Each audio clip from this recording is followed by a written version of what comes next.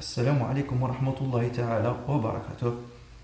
Donc, on va commencer nos cours en vidéo, d'accord, pour qui concerne le module structure machine.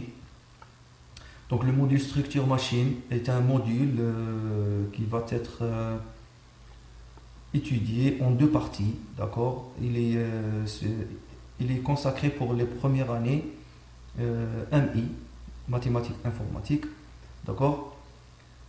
La première partie, la structure machine 1, et la deuxième partie, structure machine 2. La première sera étudiée en premier semestre, la deuxième, structure machine 2, sera étudiée en semestre 2, le deuxième semestre. Donc le module structure machine est un module qui vous permet d'apprendre quelques notions de base sur les architectures des ordinateurs. Donc, par exemple, la première partie, on va étudier la représentation de l'information, le codage de l'information, comment coder l'information, parce que l'ordinateur ne prend pas directement les informations telles quelles, par exemple texte, image, etc. Non, elles seront représentées d'une forme binaire, ça veut dire une suite des 0 et des 1. Donc la première partie, structure machine 1, est consacrée pour étudier le codage de l'information. On va voir par la suite, toujours dans la partie 1, l'algèbre de Boole. C'est un algèbre qui utilise le système booléen, vrai, faux ou bien 0 et 1, d'accord, pour étudier et pour résoudre les problèmes qui vont être traités par l'ordinateur. Donc, bismillah, on va commencer par une introduction générale. Donc, le mot informatique, qu'est-ce que ça veut dire informatique? Informatique, donc c'est un mot composé de deux parties. La première, information, la deuxième, automatique. Ça veut dire informatique et le traitement, d'accord, automatique de l'information. Bien sûr, vous allez me dire comment ça? Parce que sur un ordinateur, par exemple, qui représente très très bien l'informatique, sur un ordinateur, comme vous voyez maintenant, je suis en train d'utiliser mon ordinateur. Hein, je clique et le diaporama se déroule et affiche les différents textes et illustrations. Donc comment ça se passe? Comment ça se passe à l'intérieur de mon ordinateur? Ces actions sont traitées automatiquement. ما عنديش دخل في الشيء اللي راه يصرى tout à l'heure. معناتها انا مانيش ندخل، مانيش نفرض على l'ordinateur comment il doit afficher, comment il doit glisser, comment animer la souris comme ça, etc. Donc c'est pour ça l'informatique et le traitement ou bien l'analyse automatique de l'information. Donc, un ordinateur, parce que toujours l'informatique est très très liée à l'ordinateur. L'ordinateur, c'est quoi? Donc, c'est une machine qui permet de stocker et traiter les informations d'une façon automatique. Donc, c'est la définition d'un ordinateur. Donc, voici une illustration d'un ordinateur de bureau.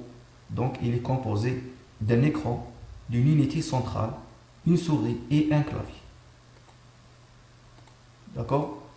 Donc, les composants d'un ordinateur, ce que je viens de dire tout à l'heure. Bien sûr, unité centrale. Unité centrale, c'est l'unité qui regroupe à l'intérieur tous les composants essentiels pour qu'un ordinateur fonctionne très très bien. Donc, voici une petite historique. Donc, je ne vais pas détailler l'historique parce que ce n'est qu'un historique. Donc depuis les années précédentes, comment la machine ou bien l'ordinateur a évolué depuis les années. D'accord? Donc une brève historique. Vous pouvez consulter ceci à l'aide de l'internet sur Google. D'accord? Voilà, donc c'est un historique, d'accord, depuis 1300 jusqu'à aujourd'hui. À chaque année ou là, à chaque période, il y avait une invention ou quelque chose qui est apparu, d'accord, Voilà, donc il y a quelques illustrations sur les machines utilisées par les anciens, d'accord, pour traiter les informations et pour réaliser quelques traitements mathématiques, de calcul, etc.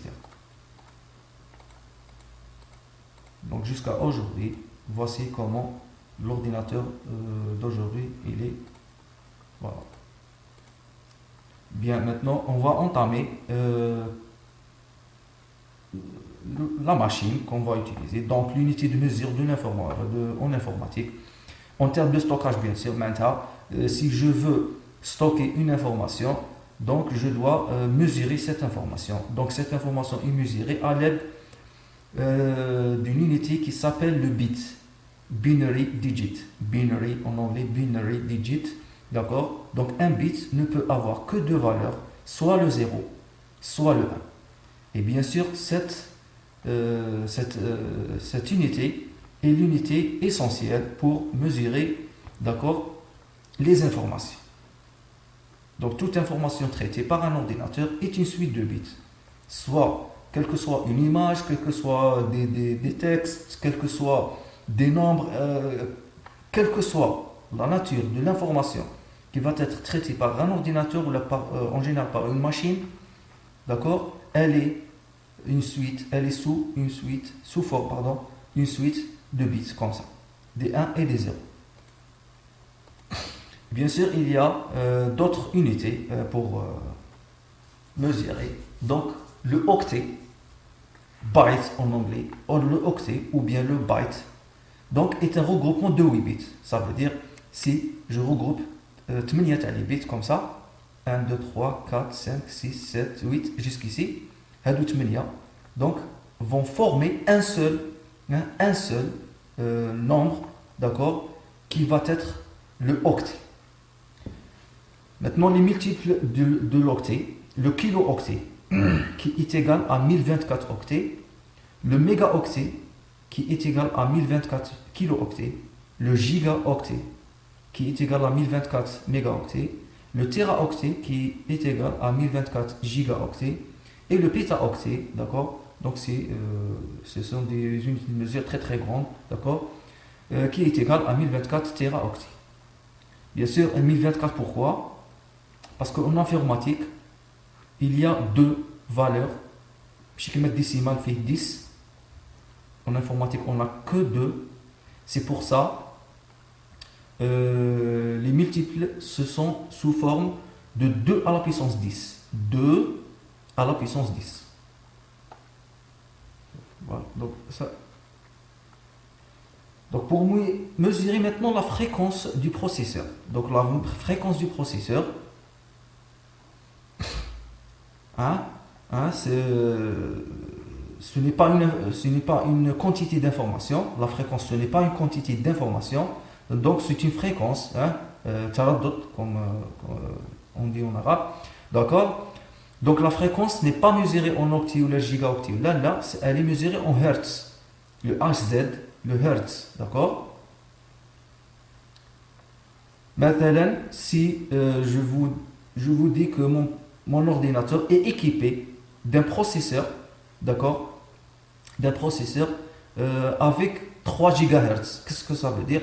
Ça veut dire que mon processeur peut traiter 3 millions d'informations ou les 3 millions d'instructions par seconde. D'accord? C'est une fréquence. Donc, peut-être que tu marques la fréquence concernant l'amouage, l'amouage taraddud l'amouage ou le sautiya ou là. Maintenant, en informatique, c'est le nombre d'informations, traitées par unité de temps, d'instruction, traitées par unité de temps, par seconde, bien sûr. Voilà. Maintenant, le système informatique. C'est quoi un système informatique? Donc, un système informatique est un ensemble de composants matériels et logiciels qui permet d'automatiser le traitement de l'information. Donc un système informatique, par exemple l'équipement complet d'un ordinateur, on peut l'appeler un système informatique. Donc les composants, un processeur UAL ou UC, une mémoire et les unités d'entrée-sortie.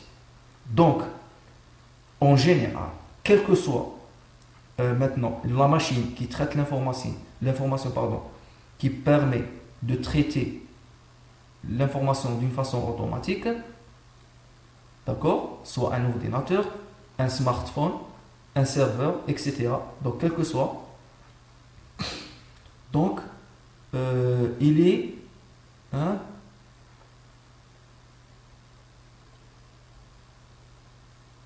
il respecte l'architecture générale des ordinateurs qui est représentée avec ce schéma.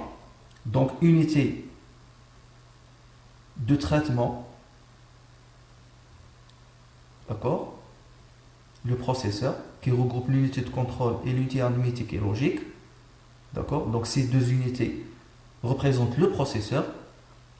Le processeur interagit avec la mémoire pour stocker les données et les instructions à exécuter.